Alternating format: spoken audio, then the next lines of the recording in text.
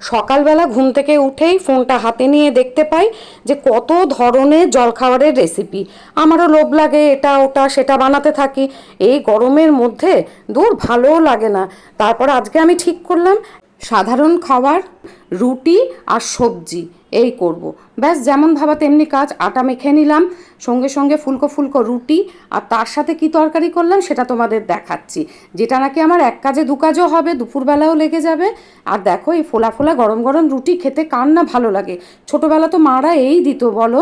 আর এই দেখো সাথে করেছি আলু সোয়াবিনের তরকারি, একটু পেঁয়াজ আদা রসুন জিরের গুঁড়ো ধনের গুঁড়ো একদম হালকা করে।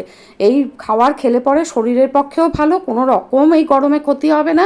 আজকে ওই কারণে no cheese, no butter, no ডিম, নো ময়দা, একেবারে আমাদের সাধারণ খাওয়ার রুটি সবজি। ব্যাস খাওয়ার রেডি। এই নাও গরম গরম রুটি সবজি।